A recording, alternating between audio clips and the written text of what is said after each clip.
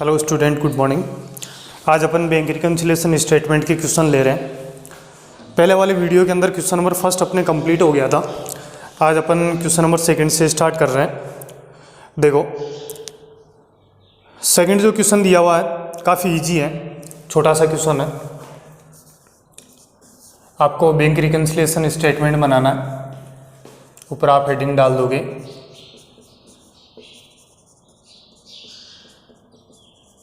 Bank reconciliation statement. Method जो आपको मैंने बताया था प्लस माइनस, जो भी बैलेंस की अमाउंट है वो यहाँ पे प्रॉफिट को आपको ऐड करना है, और जो भी लॉस होगा लॉस की अमाउंट को आपको लेस करना है। स्टार्टिंग के अंदर आपको दिया हुआ है कि ऑन मार्च 31, 2005 की आपकी इंफॉर्मेशन है। The case book show a balance 3,737 rupees cash at bank. Bank balance show कर रहा है, तो आपको पता है केस बुक का जो बैलेंस होता है वो डेबिट होता है विदाउट इंफॉर्मेशन, तो आप लिखोगे debit balance as per cash book. Debit balance की अमाउंट है तो आप अमाउंट प्लस वाले कॉलम में लिखोगे, और यही अगर क्रेडिट बैलेंस की अमाउंट होती तो माइनस वाले कॉलम। अब जो भी प्रॉफिट होगा उसको प्लस करना है। तो आपके ट्रांजैक्शन में दिया हुआ है सबसे पहले कि आपके पास दो चेक हैं, एक 700 और एक 300, एक 180, 3 चेक है। ठीक है, लाइन आपकी ये दी हुई है कि bank passbook made up to same date show the cheque 700, 300 and 180, ठीक है, had not presented for payment. ठीक है, इनको पेमेंट के लिए प्रेजेंट नहीं किया गया, तो आपके टोटल 1180 रुपीज़ के चेक हैं जिनको इश्यू तो कर दिया गया लेकिन बैंक में पेमेंट के लिए प्रेजेंट नहीं किया गया, तो ये प्रॉफिट है। तो आप यहाँ पे लाइन लिखोगे cheque issue but not yet present for payment. Payment के लिए इनको प्रेजेंट नहीं किया गया। 1180 के 3 चेक है, एक आपके 700 का है, प्लस एक 300 का है, प्लस एक 180 रुपीज़ का है। ठीक है, इसके बाद में एक चेक है amounting 1200 deposit into account had not been credited. एक चेक है जिसको बैंक में तो डिपॉजिट करवा दिया लेकिन बैंक ने क्रेडिट नहीं किया, तो आपके बैंक में डिपॉजिट नहीं हुआ तो लॉस हो गया। तो लॉस आप माइनस वाले कॉलम में लिख दोगे यहाँ पर, और लाइन लिख दोगे कि चेक डिपॉजिट इनटू बैंक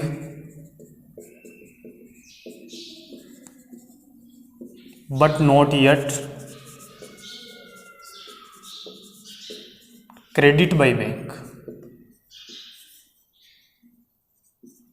ठीक है, बस इसके अलावा और कोई ट्रांजैक्शन नहीं दिया हुआ, तो आप टोटल कर लो।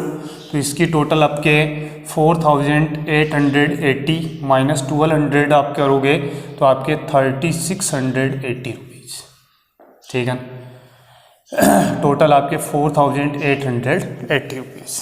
ठीक है, तो ये आपके बैलेंस आ गया। तो डेबिट का opposite credit balance as per cash book का अपोजिट पासबुक। ये आपकी कंप्लीट, यानी कि ये जो लाइन है इसकी अपोजिट लाइन यहाँ पे लिखनी है, डेबिट का अपोजिट क्रेडिट, केस बुक का अपोजिट पासबुक। ठीक है, ऐसे ही क्वेश्चन नंबर जो थर्ड है, थर्ड क्वेश्चन अपन करते हैं। इसमें भी आपको बैंक रिकन्सिलेशन स्टेटमेंट ही बनाना है। ऊपर हेडिंग डाल दी अपन ने बैंक रिकन्सिलिएशन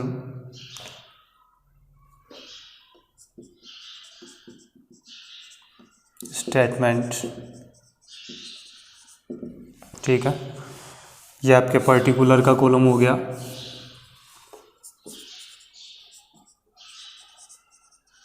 प्लस माइनस का सबसे पहले आपके case book show bank balance show कर रहा है 7800 रुपीज़ का।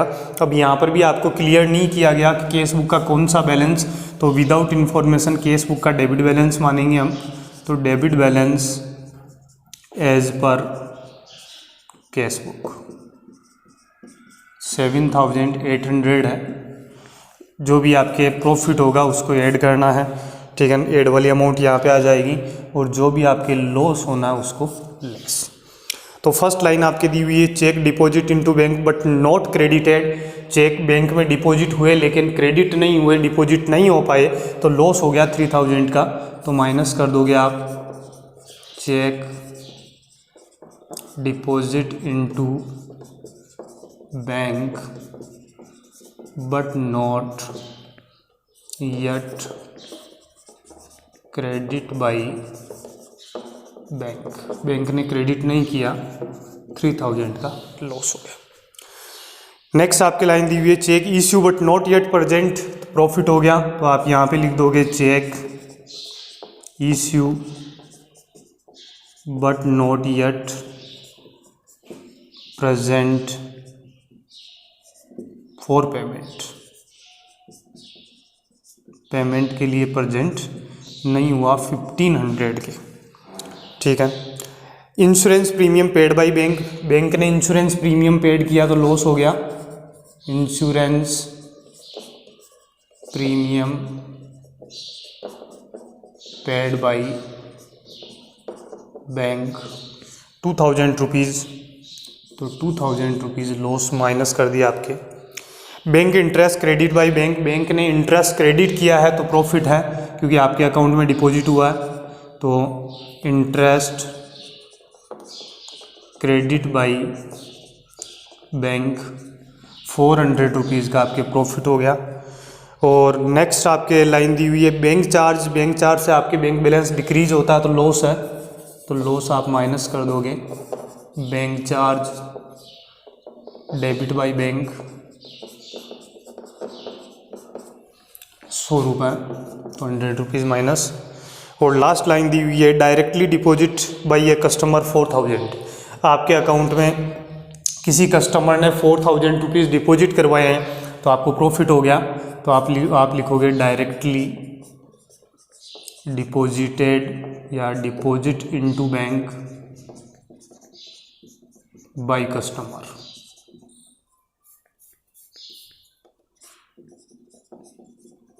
कस्टमर ने डायरेक्ट 4,000 आपके अकाउंट में डिपॉजिट करवा दिए।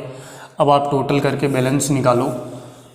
तो डेबिट साइड की टोटल देखें तो 7,000 प्लस 1,000, 7 प्लस 1 8, 12,000, 13,800, 13,800 टोटल हो रही है।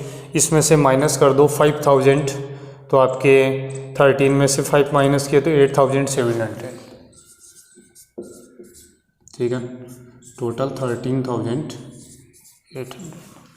इसकी अपोजिट लाइन लिख देंगे अपन, डेबिट का opposite credit, balance as per cash book का उल्टा पासबुक, ठीक है। तो ये आपके 2 क्वेश्चन कंप्लीट हो गए, ठीक है। ध्यान रखना हमेशा। बैलेंस वाली लाइनें एक बार मैं वापस रिपीट कर देता हूँ।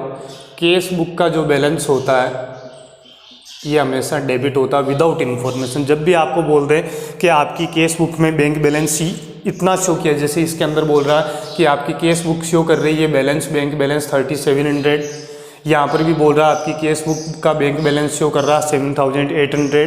तो केस बुक का जो बैलेंस शो होता है, ठीक है, तो विदाउट इन्फॉर्मेशन डेबिट बैलेंस माना जाएगा। अगर क्रेडिट बैलेंस होगा तो वो क्लियर बोलेगा कि केस बुक का ओवरड्राफ्ट या केस बुक का क्रेडिट बैलेंस, ठीक है। और ऐसे ही अगर आपको बोल दे कि पासबुक का बैलेंस शो हो रहा है तो पासबुक का बैलेंस कौन सा माना जाएगा, क्रेडिट। लेकिन अगर ओवरड्राफ्ट है तो अपोजिट हो जाता है, केस बुक का बैलेंस कौन सा हो जाता है, क्रेडिट। और पासबुक का बैलेंस कौन सा हो जाता है, डेबिट। ये खासकर आप ध्यान रखना, ठीक है। जब भी आपके डेबिट बैलेंस की अमाउंट हो, भले ही कोई सी हो, तो पहली अमाउंट आपके प्लस में यहाँ पे आनी है। और अगर आपके क्रेडिट बैलेंस की अमाउंट हो तो पहली अमाउंट कहाँ पे, यहाँ पर आनी है, ठीक है। तो फर्स्ट क्वेश्चन अपने पहले ही हो गया था और सेकंड और थर्ड क्वेश्चन आज अपन ने कर लिया। आई थिंक मेरे हिसाब से सबके समझ में आ गया होगा, ठीक है।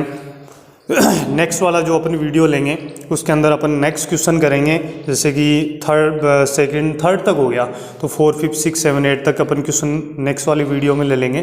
तो इस वीडियो में अपन इतना ही लेते हैं। Thank you for watching. और प्रॉफिट और लॉस वाली जो भी ट्रांजेक्शन है वो आप एक बार पूरा तरीके से याद कर लें। फर्स्ट वाला इसका वीडियो बहुत अच्छे से देखना। ओके।